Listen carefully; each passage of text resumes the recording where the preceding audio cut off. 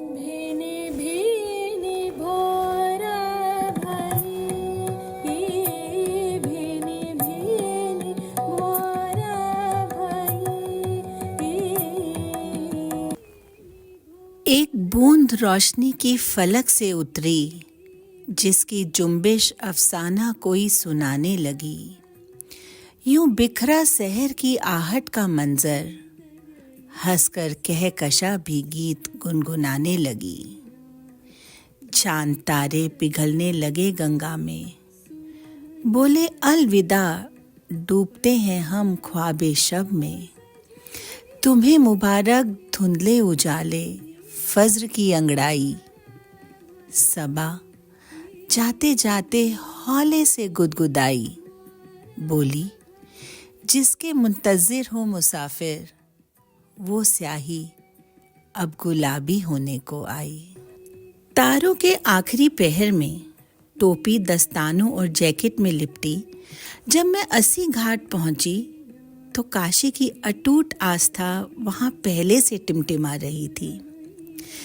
दीपक की रोशनी में झिलमिलाती लहरों को मैंने खामोश पाया।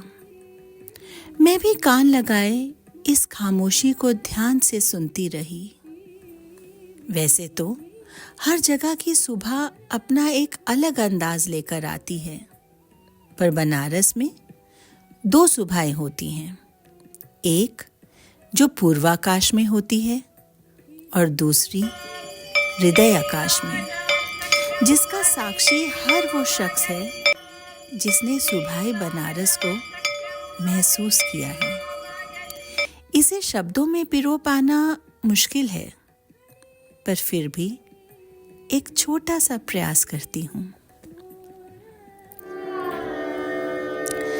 यूं ही नहीं सुबह बनारस का जलवा हुआ होगा, किसी रूहानी एहसास ने जरूर दिलों को छुआ होगा। आरती से पहले गंगा जल से घाट को नहलाया। घी से लिपटी सैकड़ों कपास की रेशेदार बातियों का बड़े बड़े दियों में बिछौना बिछाया। घंटी, चंदन, कपूर, हवन सामग्री, शंख, फूल इत्यादि को अत्यंत व्यवस्थित रूप से तख्तों पर सजाया। इसके बाद नरम ऊनी कालीनों से सुसज्जित तख्तों पे 7 पुजारी सुर्ख लाल गोल्डन बॉर्डर वाली रेशमी धोती और मैचिंग पटका गहरे लाल स्वेटर के ऊपर बांधे एक कतार में आगे बढ़े। शंखनाद से आरती की शुरुआत हुई और फिर जल, आकाश, पृथ्वी, वायु और अग्नि के प्रतीकात्मक गंगा जल, कपूर, दिए, मोरपंखी, चवर, पुष्पों एवं लगातार गूंज रहे मंत्र जाप द्वारा चारों दिशाओं में बारी बारी से घूमते हुए उन्होंने देवताओं का आह्वान किया।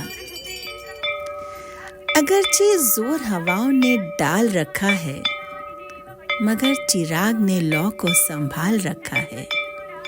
पुजारियों का एक साथ एक ही लय में घूमना और साथ में जलती हुई लौ को अपने हाथों पे संभालना एक अलौकिक संगीत सा प्रतीत हुआ, जिसकी धुन ने पूरे वातावरण को शिवमय कर दिया। ऐसी भव्य आरती के लिए माँ गंगा भी अपने सारे काम छोड़ एक दफा तो किनारे पे जरूर ठहर जाती होंगी। ठीक उस समय जब 7 पुजारी एक कतार में गंगा किनारे खड़े हो माँ गंगा को प्रणाम करते हैं और सूर्य देव को गंगा जल अर्पित करते हैं। अपनी इस दिव्य अनुभूति को आप सभी के साथ कुछ ऐसे साझा करना चाहूंगी। गंगा की धड़कती लहरों का आंचल और इस आंचल से खेलती ताजा रोशनी की किरणें, दूर रेत के दश्त और बादलों के पीछे से झांकता किरणों का देवता, फिजाओं में घुली घंटी, शंख और मंत्रों की भीनी तरंगे, उनकी धुन पर गोता लगाते आजाद परिंदे और कुछ ठहरे हुए लम्हे।